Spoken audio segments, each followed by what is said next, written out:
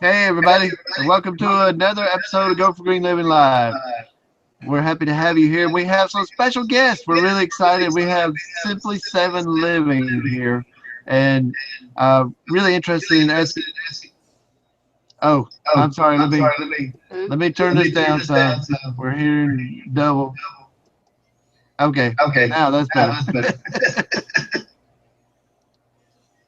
But we have special guests today, so let me introduce y'all. We have Simply Seven Living. So how y'all doing today?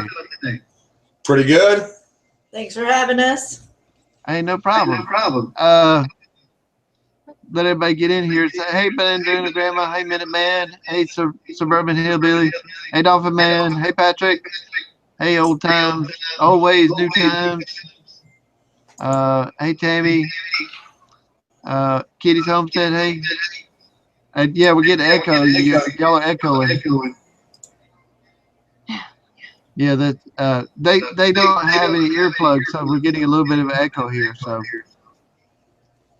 you won't when they talk. So y'all talk some and hey, Warrior Farms, how you doing, man? Hey, Steven. All right, so yeah, say hello. They don't say I can't nothing. hear anything now. I know I turned it down too far, I think. Sorry. He's telling everybody how funny you smell. Probably. We don't have smell-o-vision yet, so. Yeah, we're turned down just about where you're at a whisper, so we're praying our kids don't get loud or the dogs don't get loud. So how are y'all doing today? Pretty good. She's off work for the night, so that's nice. Oh, so about 9:30. Yeah, she's got to go back at 9:30 our time, but she's always working. She's always working. Yeah, well, Jason, he, you know Jason, you know how he is. He wanted to send you something, but I can't find it. I don't know where it is. It's not showing up. Oh. They can't see If it. it's a shark, I'm going to get you. You're talking about a shark. I don't know what you're talking about. What do you want? I don't know right now. Don't worry about it. Yeah, okay. How's your back feeling? I don't know. But yeah, I wouldn't play a shark for y'all. Jason would.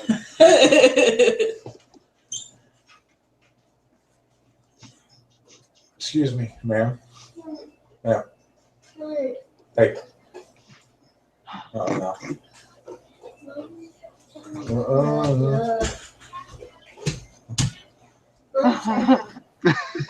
You can hear that. What is that? Y'all couldn't hear it, so. It was the Jaws theme. Sorry. Of course it was. It didn't sound like that to me. It sounded off. I'll wait till she falls asleep and I'll replay it. It'll be all right. Oh, okay. Y'all could hear it. And then, yeah, I was supposed to. I had this big ugly shark on here, but it didn't show up. I knew it. You knew it. Yeah, because Jason's a turd. It looks so fake, though. Yeah, it looks so fake. I didn't want to really scare you with a real shark, so. Fake or not, I'm not interested. No, thank you. He was looking at that stuff. I was like, give me nightmares. Yeah, a girl swimming under this huge shark, and I was like, "Woo, I don't even want to see that." But anyway, so what's the story about the shark? I got to know. I don't know.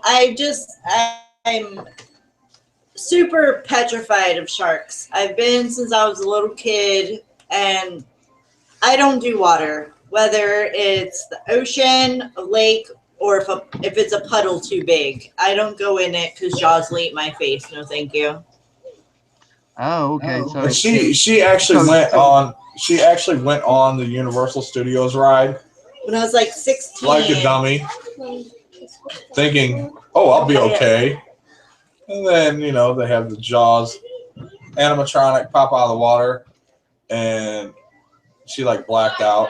I had like a major panic attack and was like trying to jump out of this little pretend boat with this fake shark and freaked out. No, thank you. Now we went and did a pit bull rescue fundraiser in Las Vegas, and we actually went. I don't remember what hotel it was, but they have Mandalay Bay. Mandalay Bay. They had a shark tank that you could walk through and the tunnel and everything. And she was about ready to have Emma here, and I finally talked her into it. I was like, "Come on, face your fears," all this stuff.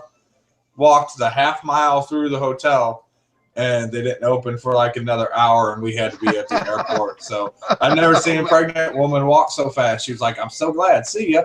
I'm glad to see it. They're gone. They're closed. Oh well.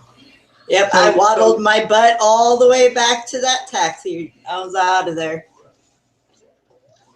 Yeah, I got a question just a second ago. Susan, did you send me the system that was 840 kilowatts a month? But I'm still working on that. If that's yours, then I'll get back to you as soon as I can. But anyway, that was just a solar question. Sorry. So this came from Jaws, the movie Jaws. I don't really remember. Just something about him just creeps me out so bad, and I even hear like the theme song to Jaws, and I panic. Like, and he enjoys it's bad. Chasing after me around the house doing it. Oh, I'm sorry. I don't mean to laugh. Oh, go ahead. I do it all the time. But that's all right, because hers isn't near as bad as mine. So, I mean, I'm covered in tattoos, and you couldn't tell I couldn't get a shot from the doctor to save my life. Well, whether anybody admits it or not, we're all afraid of both of those. So, right. I watched Jaws when I was way too young to watch Jaws, and it gave me nightmares and fear of water. Now I got this thing about crocodiles, and they found crocodiles in this lake like 20 miles away. So now I'm thinking, if they're 20 miles away, they're awful close. Right. But it still might be too cold. But so Josh. Yes. So you have a wildlife management degree? Yes, sir. Go ahead. So I didn't know this about you. So you don't talk about it much. I don't, because 9 times out of 10 people ask me about tattoo questions. So I've always been. I mean, I grew up in the outdoors. I've been doing it, hunting and fishing and everything since, I was super little. And it's just something I've always been into. And I had, I was starting to go into to do the criminal justice end of wildlife, and become a game warden and everything. And then I got into the tattoo industry. And everything kind of went on the back burner. And, I still enjoyed the outdoors and stuff like that. But once we moved up here, we, it's a long haul to a tattoo shop to work every day. So I talked to her one day, and I was like, hey, I think I kind of want to go back to school and get my something to do with wildlife management.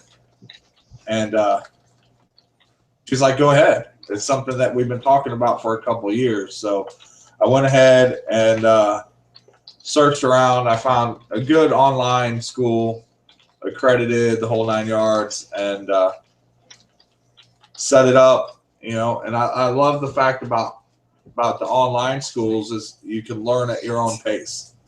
You know, plus with us having so many kids, I didn't have to go to a campus and stuff like that. So I was able to spend some time with my kids and stuff like that and learn. And I completed an 18-month program in 4 months.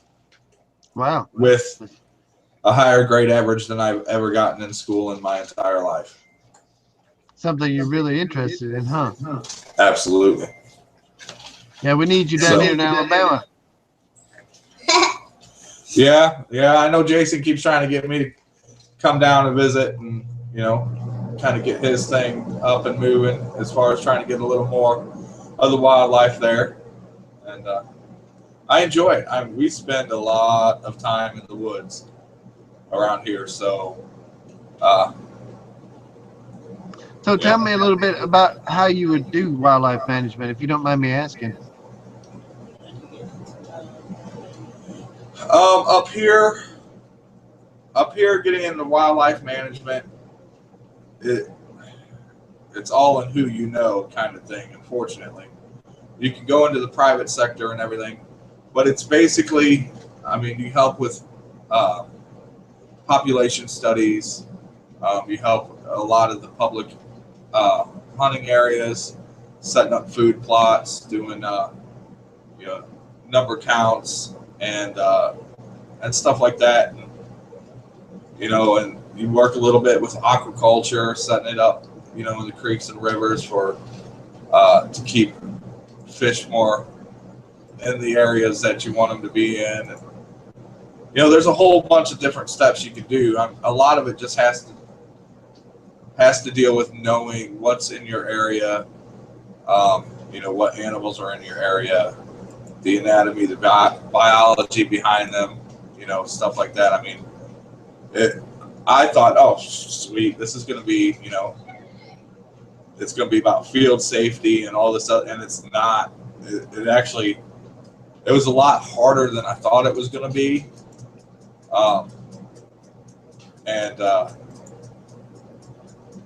But it's something I definitely enjoy. I mean, I got to learn more about some of the stuff. You know, most outdoorsmen have a wish list of what they, you know, they want to pursue. And I couldn't tell you, I've never been bear hunting. I couldn't tell you how to hunt a bear. But now that I have more of an understanding of that animal and its normal behaviors, its diet, you know, it's such like that. I mean, it just helps me on the other end of it, that if I ever do want to go hunt bear, you know, I can. And she always tells me no. No, she's shaking her head. No. Right. No. She definitely told me I can never hunt bear with archery. With archery. Nope. I don't understand why. You don't understand why. I just don't understand why. Yeah, but now, let me tell you what I did here. When I first come to this land, you know, it's right on the lake. So I let loose 100 king snakes. I used to be real big into reptiles, raising them, breeding them. So, what now? Okay. Which somebody's wanting to know which state you're in. We're in Nebraska. Right now, we're currently in Nebraska. Just for now. Hopefully not for long. Yeah, hopefully not for long. But yeah, that's well, I mean, is that a bad thing what I did? I mean, did I upset the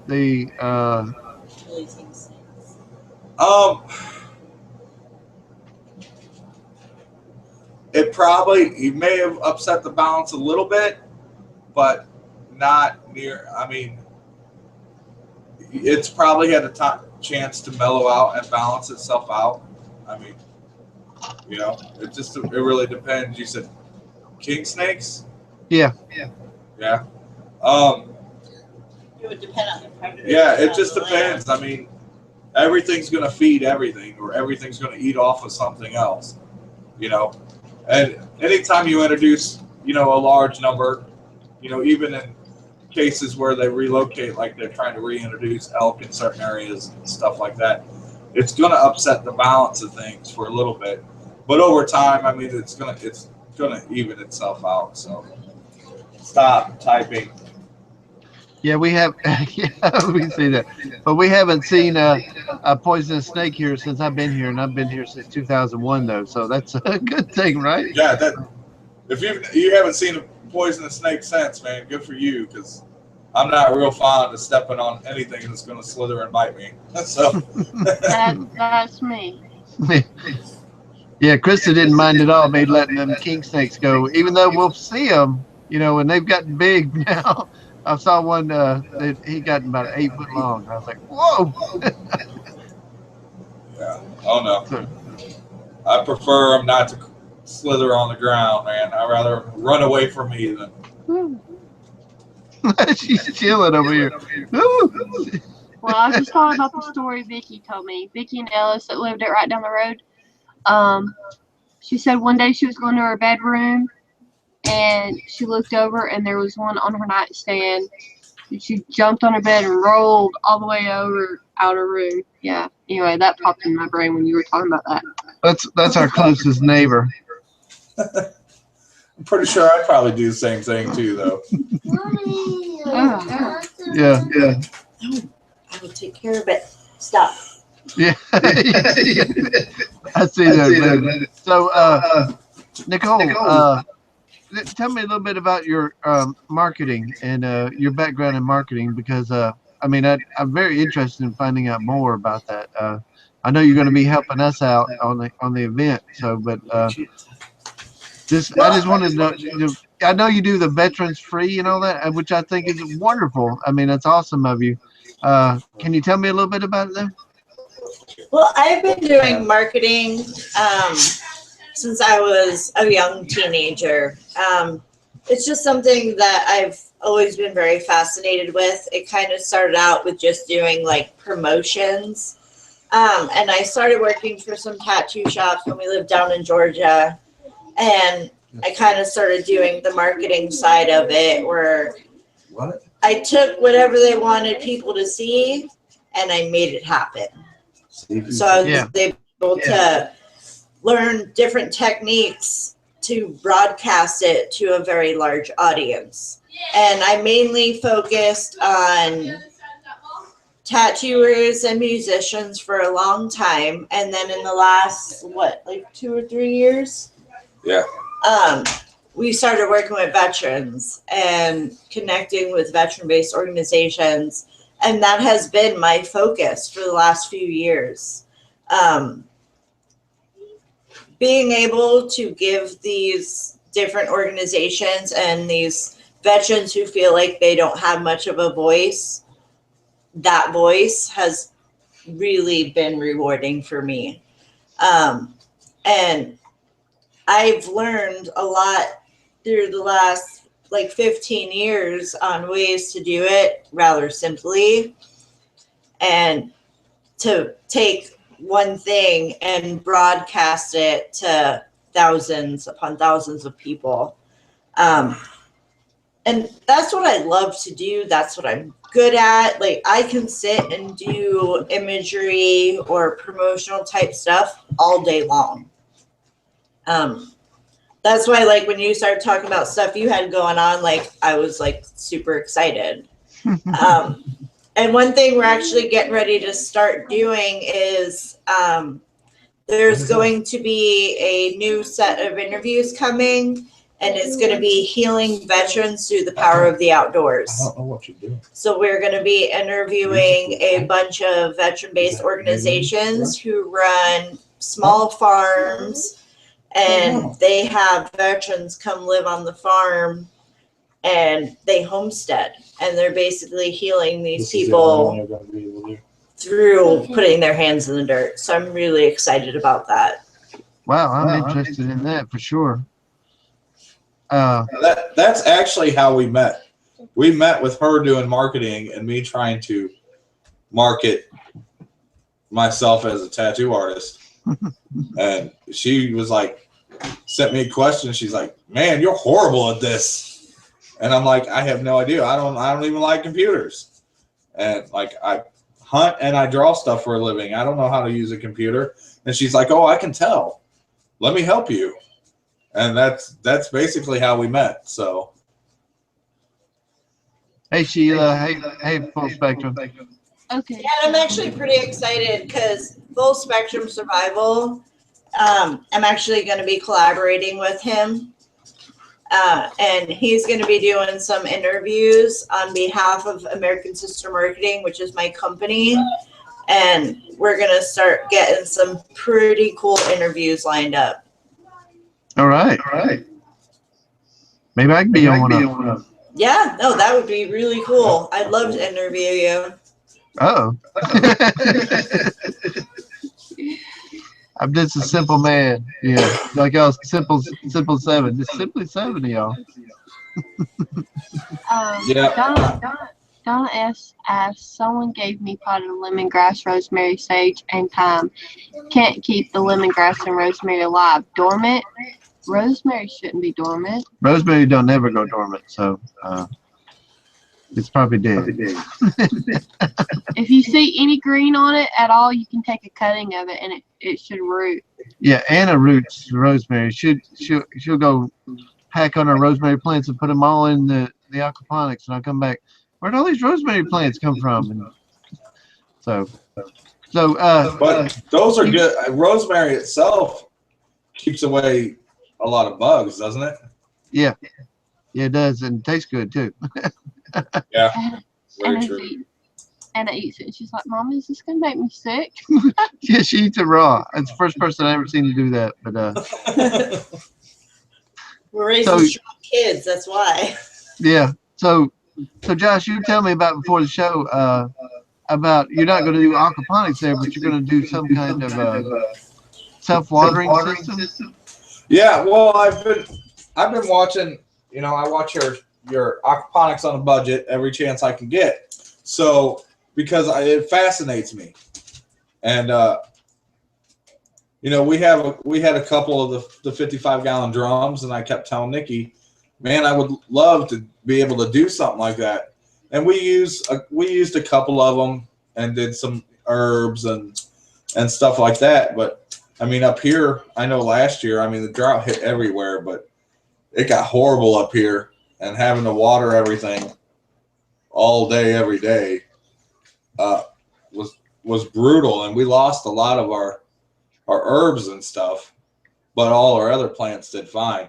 So I told her this year, I was like, you know, what if I kind of build the same setup that Daniel has going on, but instead of right now getting fish and everything, because we're still looking to relocate, why don't I just plumb it and make it into like a self-watering system where it takes what it needs, and when it's done or it needs more, it's just going to flow from the container itself, you know, or something that even if I just turn a valve on, fill it up, you know. I guess you see the people that have it with the PVC, with the holes drilled out, the cups type thing, almost to that effect, only just a little bit bigger scale than that, I guess.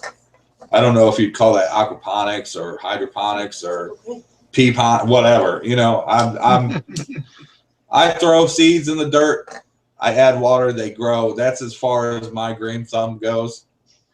And I usually wait until the rabbits and squirrels try to eat it, and then I shoot the rabbits and squirrels. There's my extent of gardening. The rest is up to her. So, well, that happens to be our strong suit here. So yours is hunting. So we might be, you know, help each other out there. Yeah, we need that. Yeah, I need to learn how to hunt. I did it when I was 16, and I killed an 8-point buck, and I didn't eat the deer. I felt guilty, and it was horrible. So I need to get over that, right? you know what? This year was bad. I shot 2 and lost the blood trail. One, I lost to a property owner that was like, I chased it down and noticed it crossed the creek on a private property, found the property owner, you know, explained what happened. He's like, all right, I'll go get it. And I'm like, sweet. And he goes, no. Thanks for the deer. And I'm like, oh, great. Awesome. You know? Great. So, Awesome. and then I lost another one, just lost the blood trail. And I rushed the shot on that one. And that literally makes me ill to my stomach. I told Nikki, like, I don't want to hunt. Like if I'm going to, this is, first and second time it happened. I was like, I don't want to do it. I'm not going to hunt the rest of the year. And she's like, yeah, you will. You're just going to have to get over it. And, well, if you wake up early enough here, you can kill them in your front yard. So, yeah, I wish that was true here. So she's woke up a few times when we first got together. She didn't realize exactly how big into hunting I was. And our little house was right next to a set of railroad tracks. And the guy that owned the property on the other side of the tracks managed for deer. And the deer would cross the tracks and feed on my side of the railroad tracks. And I couldn't go out opening morning, but I did happen to call in and say I was going to be 2 hours late. And she woke up before sunrise, about 30-degree weather. I'm sitting there in my boxer shorts, zip-up hoodie, and the window fully open, waiting for these deer to step out across the railroad tracks. That's a heck of a wake-up call into the hunting world, that's for sure. Yeah. And this was her first year actually hunting. Which she didn't complain that I was out in the woods all the time this year. Usually after about 2 months, she's like, I wish hunting season would be over. Didn't happen this year. Because I wanted to go. Because every time she got a chance to go, she's like, let's go already. Let's go. And I've already been hunting for 4 months. So I'm kind of one of those, I'll go out later afternoon or something. Nope. She's like, oh no, I got to be at work at 2. Let's go. Like 4 o'clock in the morning. That's the only time I've seen her be up and bushy-tailed at 4 o'clock in the morning. We got to go. It's going to be daylight soon. It's going to be daylight soon. Well, somebody asked the question, what's the best way to start rosemary? And I have never had any luck starting rosemary from seed. I always started from cuttings. It's usually pretty easy to take cuttings and just some moist dirt, and it'll root and grow. Well, even red clay, we've taken cuttings and stuck in red clay and it rooted. Yeah. So seeds. Herb seeds are always hard for me. That's my Achilles heel. So. Now, with where you guys are, and like I know you do a lot of the aquaponic stuff, but as far as planting in the ground, how much amending did you have to do to the soil? Depends on what it is. Yeah, it depends on what you're trying to grow. I mostly just water it with compost tea, and it grows. But if I'm going to try to grow corn or something like that, I add some rabbit manure, and that's all I do. Really? And then compost tea to it. So. Okay, that's not bad. Yeah, I live in the biggest corn-producing state in the country, and the most I've ever produced during the season is like 4 ears of corn. Like, corn just doesn't like me. I don't know what the deal is, but. Well, in the drought last year, we had a complete crop corn failure. So it was rough on us last year. So. Yeah, we planted Blade Butcher, Blue Dent, and regular. Yeah, Silver Queen. We had 3 different kinds, and I planted it 3 different times. And first time it never sprouted. Second time it rained so much it rotted in the ground. And the third time it finally did sprout. Then we had 4 months of no rain. Yeah. The main thing. It took a big hit up here too. The drought was a lot of guys took a big hit up here. I mean, there's no open land unless it's hunting property around here. It's all agriculture. So, I mean, like we were talking earlier in the show, or before the show, you want to find a tree around here, it either has to be federally protected, a public hunting area, or a windbreak for a house. Because they just came through and made everything farmland. Stop. Stop. The main thing we have to really treat the soil for is our tomatoes and our root crops, like potatoes, sweet potatoes, radishes, beets, and that sort of thing. We like to plant those in raised beds along with the onions and the garlic. Yeah. Yeah, we can't grow potatoes in the ground in our red soil. We would have to have, a tiller or tractor or something to dig it up and then amend it completely. So we just raise in horticulture raised beds. Yeah. So, but we're actually doubling the size of that, so we should get twice as many potatoes, and we usually get like 3 crops of like 50 pounds each. So.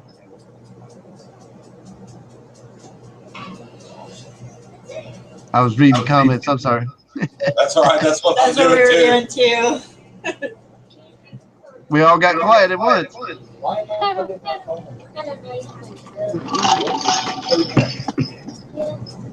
kind of weird, but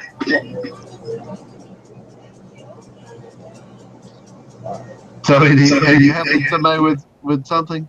Yeah, apparently there's going to be an app put on my phone. And this is why our house is chaos, right there. Why it's a circus, huh? Yep, that's why it was a circus. That's right. Did you tell everybody the story behind that, or is that old news? Or About the name change? The name change? Yeah. So we were simply circus. It fit us perfectly.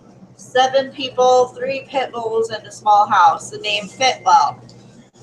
Come to find out, there is a company that builds recreational playground areas, and their name is Simply Circus. And because we have pictures of or videos of our kids jumping on trampolines, they thought we were infringing on their name.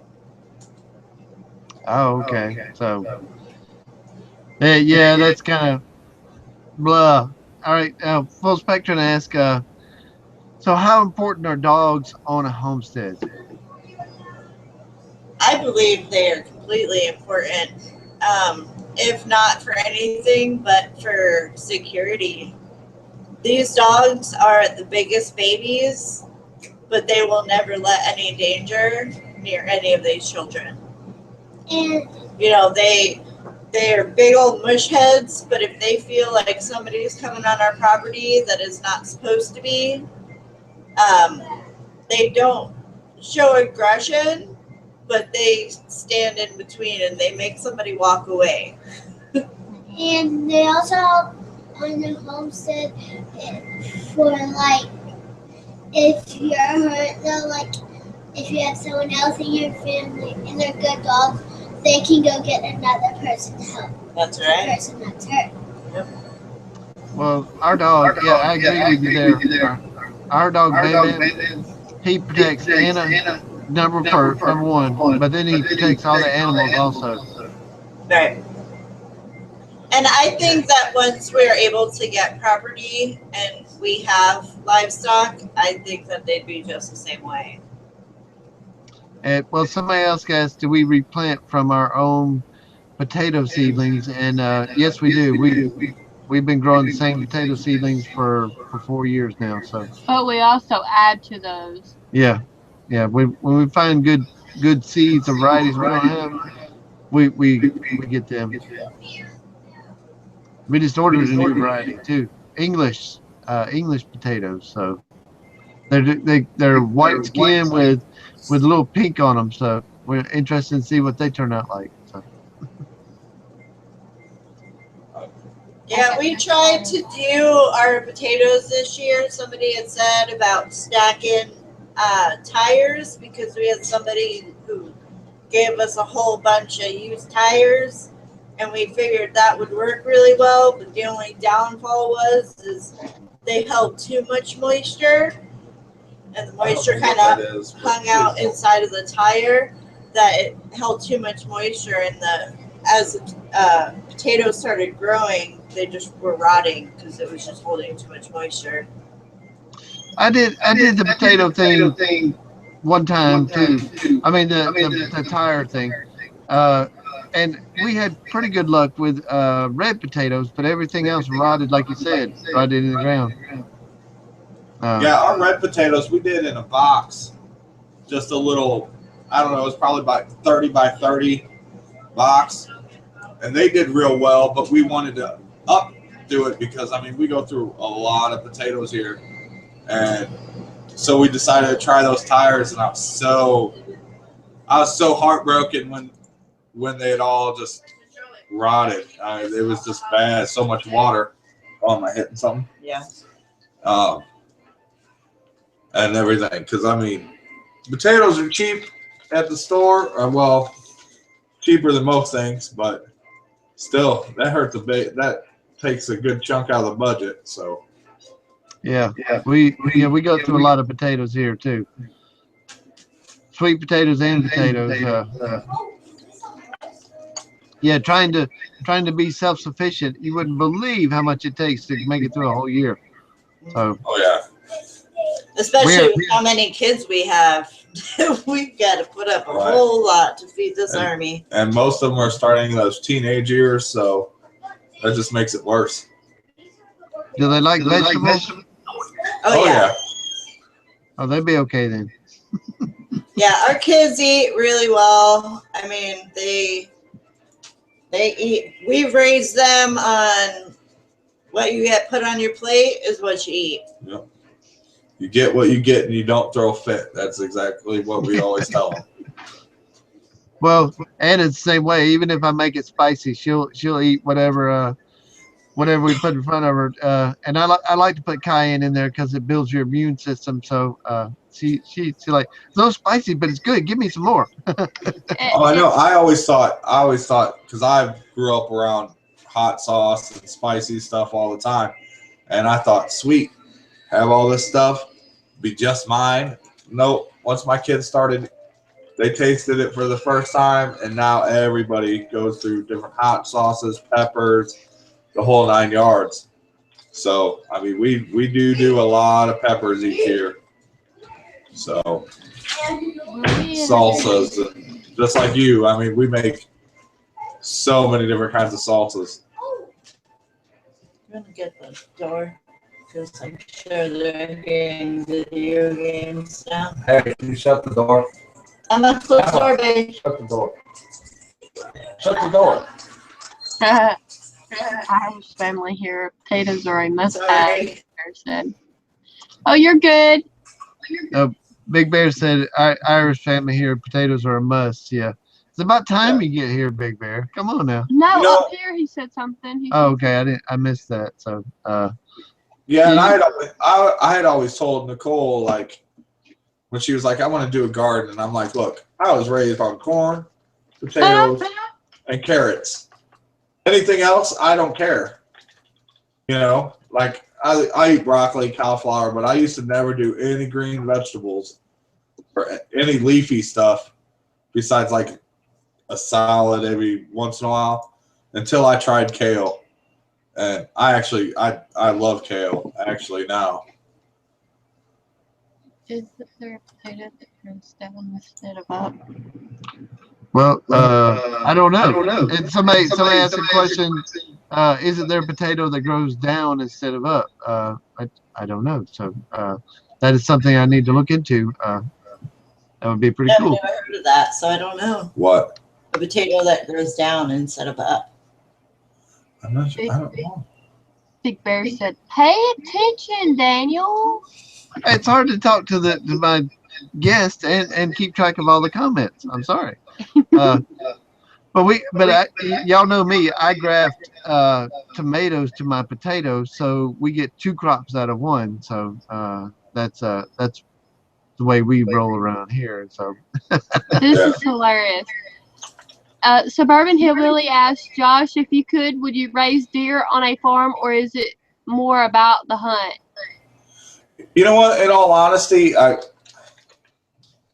would love to. A deer is a gorgeous animal, but I love going out, seeing them in their natural habitat.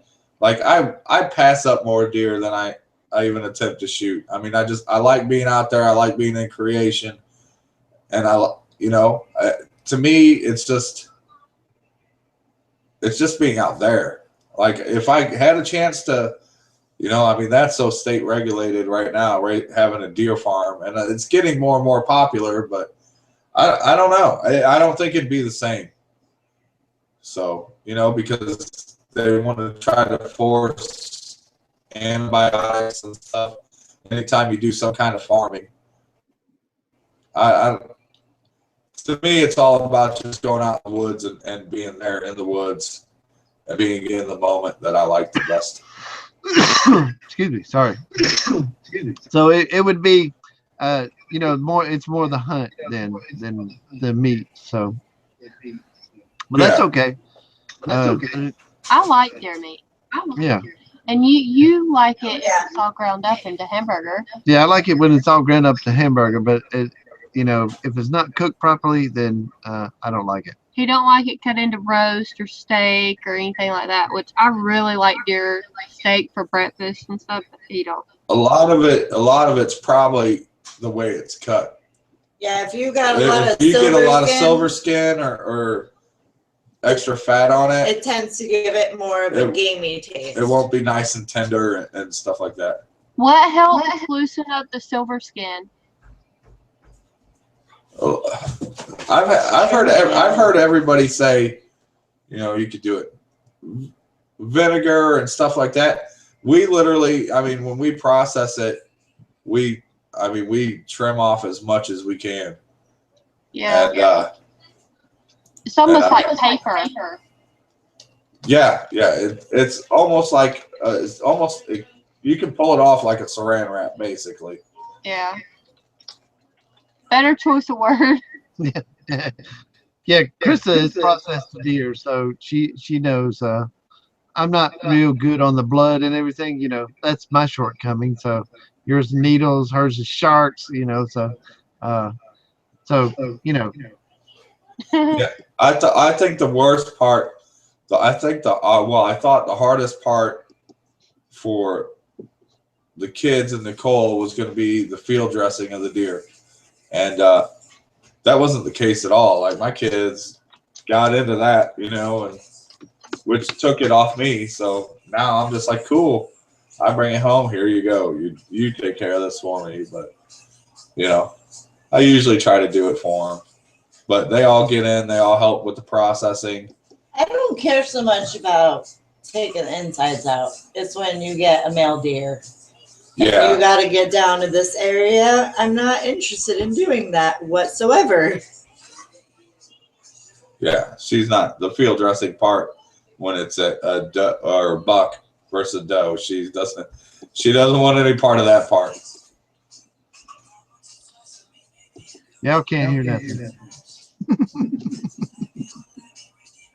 I hear music. Yeah. Emily, go. Go. Hey. They hear you. They hear you. Bye. Oops. Arrivederci, my dear. Go. Arrivederci. Look at it. Hobble your butt over in the other room so we. Oh yeah, you got it. So did anybody hear that song I was playing in the chat? Did anybody hear it? No. Ooh. Oh my goodness. Got it. It's gonna do something to that. I know. You don't have to cut it off. Oh my.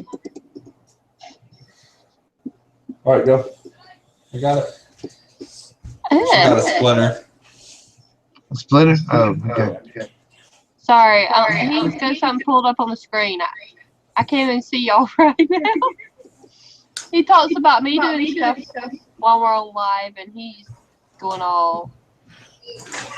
Yeah, she does that to me all the time. She's constantly 5 or 7 tabs open, and I try to look. Our camera is above our TV, but I look at our screen, and then she changes it, and it throws me off. Oh, she answered, no jaws, Gerb. Nobody heard it. Achy breaky heart. Breakaway homesteader. Achy breaky heart.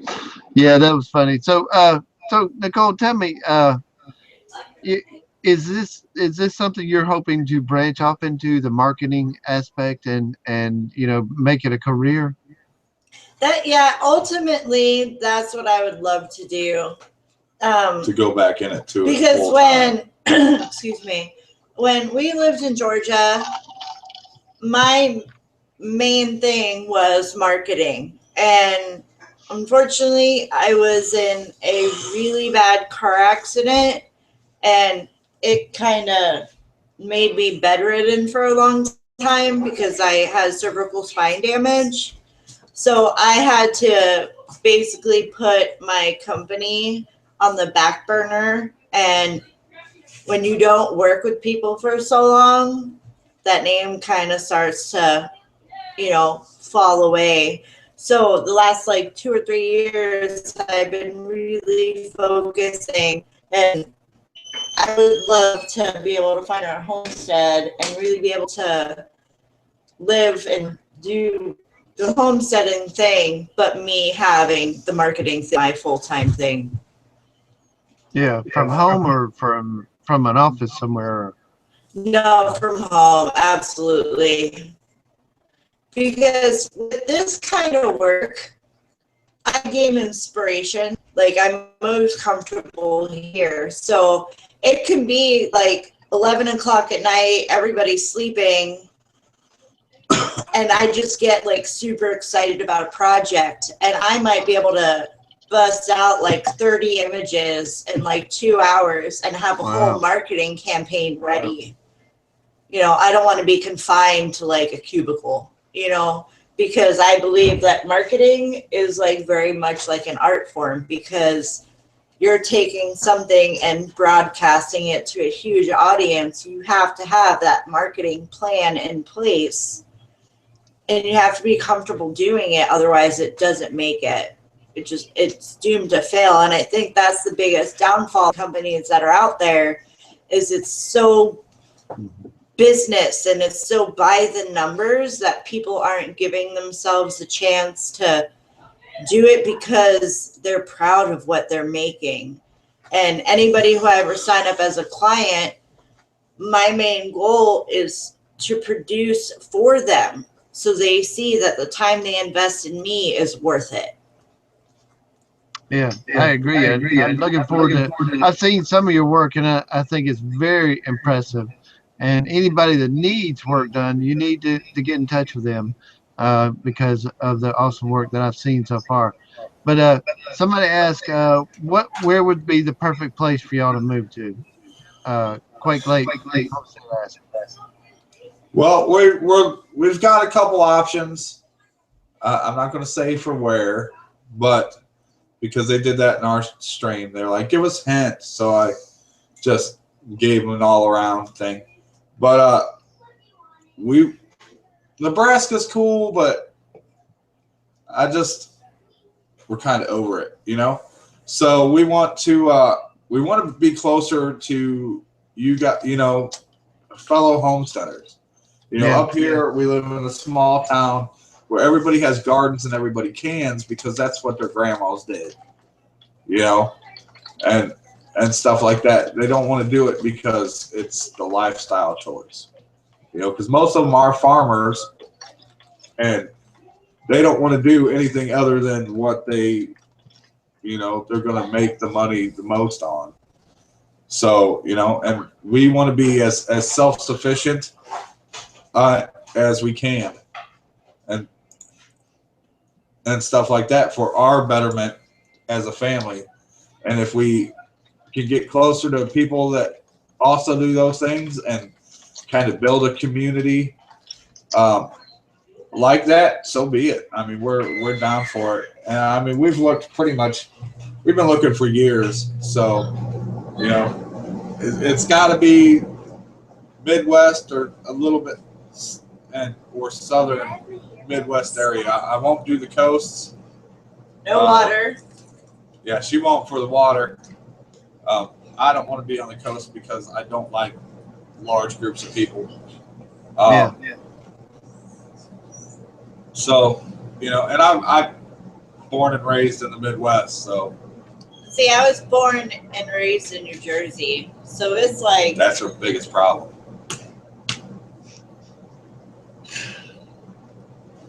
She was born with pollution and Bon Jovi, so I had to bring her away from all that stuff. Pollution and Bon Jovi. So Yeah. The pizza's good, but there's not much else I found that was good. And she's gonna say, "I was there." Well, I took you out of there.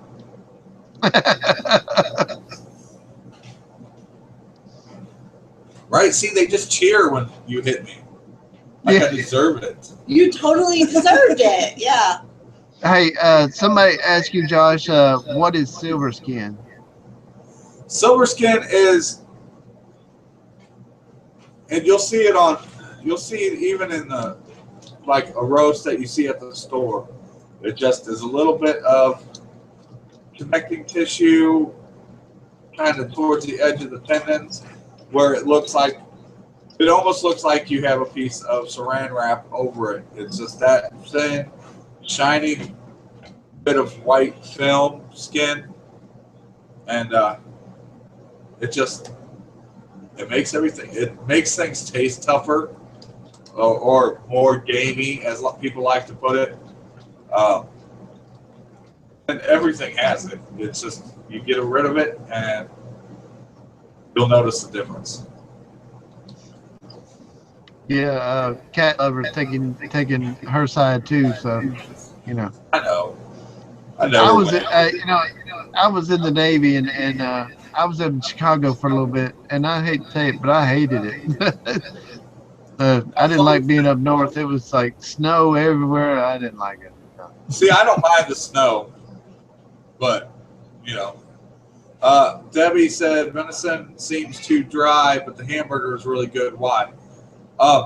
Because there's not much fat. Venison is so lean. Venison is very lean. You want to take off that, to get rid of the gamey taste, you want to take off most of the fat. But you want to add fat back to it for a burger and stuff like that. Or even so when usually, you're making like a roast or steak, you have to add some kind of fat to it just to give it. Yeah, or a good marinade or something because it's lean. I mean, when you cook something that has fat around it, the fat kind of melts and drips away and helps keep it moist and stuff like that. So you got to have, a lot of people use pork fat or tallow. I've seen other people use beef. I've seen them use, it just really depends. Like some people don't eat pork, so they would have to add a beef or, I don't even know. Like, I know when we do burger, we either do bacon or sausage, just because that's what we've always done, because that's a rich, hearty fat. But even if you get just some cow meat, that little bit of fat makes a huge difference. Yeah. And I think the biggest thing is when you're seasoning. A lot of people season very lightly. When you're doing a good like venison roast or a steak, we do a marinade 9 times out of 10. And a lot of times it's like Dr. Pepper and salt, pepper, and then maybe onions, something else. That's about it.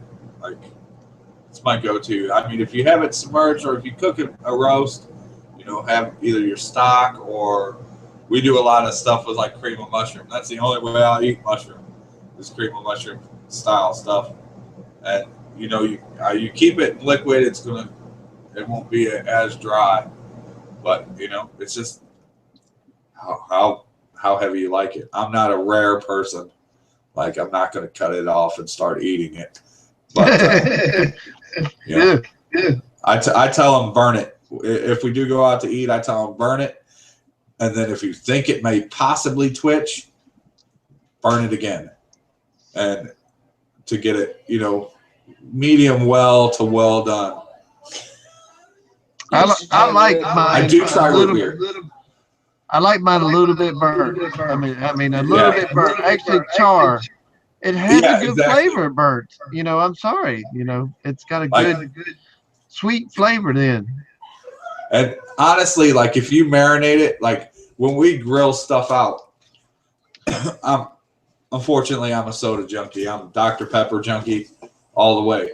But like in a regular barbecue grill, I put around the coals or the wood, I put in the middle a can of Dr. Pepper, pop the top, and I cook. And it kind of goes through and keeps the stuff moist and seasons it and makes it very sweet. And root beer will do the same Well, thing. and Steven Swana said, if a Coke or even a beer, if you put that can of whatever you like in the coals, Yeah. you just get that moisture, and I think that helps a whole lot, and it adds flavor. Exactly. Well, yeah, that's a good idea. We need to try that, but not with That's why for a long time, what they called beer butt chickens were so popular, because people would stick a beer can in a chicken when they put it on the grill. Yeah. And it kept it all nice and moist and from drying. Oh, somebody's hurt. No, somebody's whining about electronics. It's the weekend. It's a weekend. Yeah. Time for Minecraft. Right. Now, Annette said she doesn't like whitetail. I've had muleys and I've had whitetail. Mule deer to me has more of a sagey taste because that was their diet mostly. But I haven't had a whole lot of other big game, like moose and elk. So we live on whitetail basically. Our big thing is chicken, venison, and turkey is our three big meats that we do here. Because chicken's cheap to buy. We load up on every turkey season. We have a spring and fall turkey season here, and deer season. That's really Please loud. take that in the other room. Thank you. Can I go to You know, the thing is, I mean, our normal deer season, we kill about 8 or so deer during deer season, and that's what we live off of.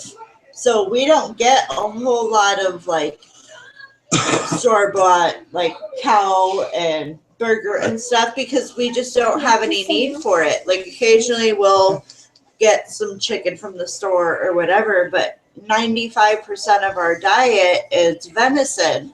So come like late spring, early summer, when we want to start getting like burgers and stuff, we actually end up getting sick because our body is so used to that lean, fresh meat that when we try to get burger from the store, it screws up our whole digestion. And with 7 people in one bathroom, it doesn't work real well. Somebody, go ahead. Oh, I think Bob said how many turkey per season. In spring, each hunter is allowed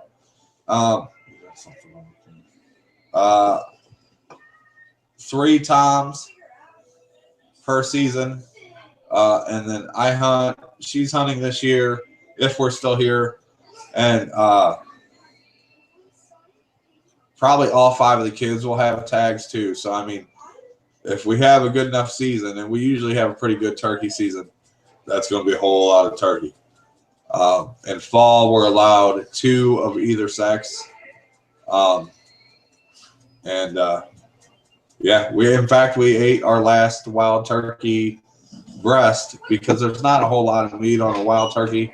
So we usually keep the leg quarters and just the breasts. Well, and it's a lot of darker meat when you get a wild turkey. It's not like a turkey you go buy in the store that's predominantly white meat. When you get it's a heavier meat. Yeah, it's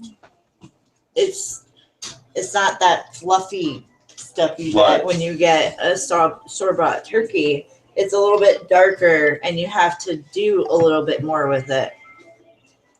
Yeah. Like we like to fry it and put it in a bread it and fry it just like in steak. It is so heavy, We'll put it in red wheat flour, and fry it like that. We do deer the same way. We'll strip it out and bread it and fry it that way. Suburban Hillbilly asked, what age do you start taking your kids out? Emma had been coming out with me since she was 3. She's 7 now. They come out with me whether they hunt or not. But once they feel comfortable, ready to hunt, it's on. Like, it's on. As soon as they want to sit back and try to pull the trigger, we get them out there. Even if they just go out to be there with us, you know, they may not be doing the hunting, but we take them out there. Even if, like, Emma's really excited about like vlogging and stuff, so she'll go out with us just to videotape. You know, it's just getting them out in the woods, I think, is what's most important. Once they're ready to have, you know, a firearm or a bow in their hands, then we will. But it's just about getting them out there to do it. Yeah, like our 14-year-old, he's been going out with me since he was about 4. Yeah, 4 was the very first time he went out with us. And he's been hunting for the last, I think, 3 or 4 years. And last year was the actual first time that he felt comfortable enough to pull the trigger. I mean, he carried a crossbow a lot during archery seasons, but it was just that nervousness, and he never pulled the trigger. And he didn't pull the trigger because he thought he would disappoint me if he missed.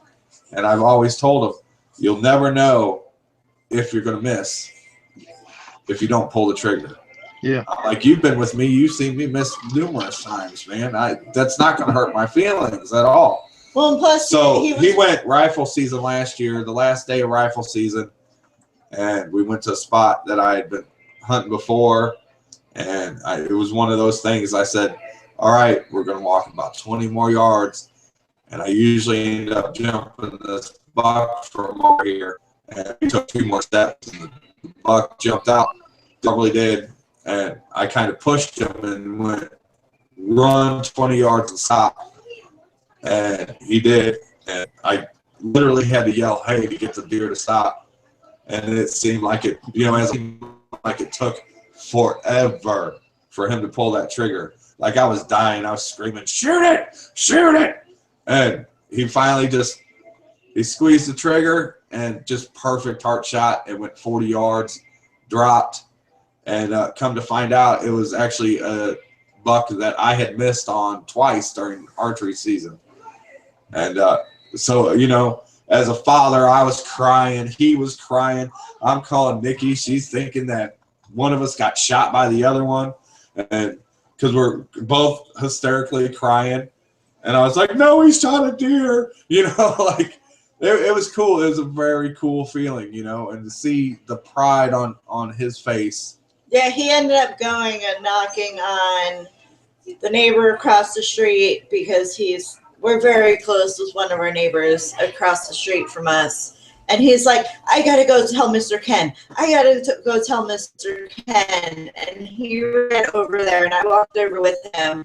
And just seeing that pride on his face, he didn't care if it was an 8-point or a spike. It didn't matter to him. Like, he just had a good harvest, a good shot, and he had food to take home, and he needed to share that with everybody. And that was, for us, that justification for what we're doing. Yeah. That made it worthwhile, that we are raising our children the right way. Yeah, I agree, and I think you are too. But we reached our hour chat, and it went quick, and I could learn so much more. But yeah, now I'm looking forward to seeing some of your work. Is it possible, Nicole, that maybe you could do a video of just screenshots of your work that you've done and let everybody see it? You know, yeah, we can do. Yeah, I was actually thinking about doing like an advertisement type thing for my company. So yeah, that's something I'll work on this weekend. and we'll get it uploaded so you guys can see what I've done already. So yeah, definitely. Okay, good. I look forward to it. But anyway, if you're not subscribed to them, to simply I don't God. Well, everybody calls us Simply, because I even do that too. When somebody's like, "What's your YouTube name?" At first, I got to stop myself from saying Simply Circus, and then I'm like, "Oh, we're Simply," and then I have to remember what it is. So, you know.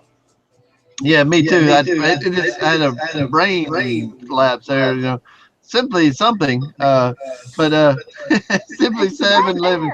I know. I'm sorry. Well, thanks for having us on, guys. Yeah, we appreciate absolutely. it. We had a great time. Yeah, it was a blast. And if you're not subscribed to them, everybody go subscribe, because they're part of the family.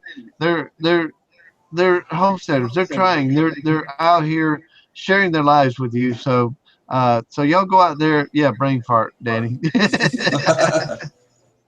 Yeah, but so y'all go subscribe to them, and because you know, I want to know more about the wildlife management degree. I mean, you know, why don't you do some videos about that, and some videos about the marketing and stuff like that. I mean, I'm real interested in that stuff too. But you know, so we can only hope, y'all. I'm gonna try to put some of those videos out. It's hard with the amount of land that we have here. I'd have to actually go out to a wildlife management area, but I can do that no problem and kind of show you guys management stuff. So not a problem. All right, well, good. I look forward to it. And here, let me.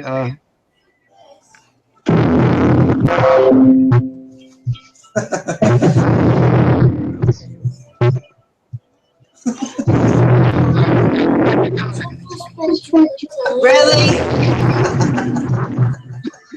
Let's end it that way. Thank you. Goodbye. All right, it stopped. All right, So- guys. Well, thank you again. All right, so we'll see y'all later on, and y'all have a good evening. All right. too. Everybody. Good night, guys. Bye.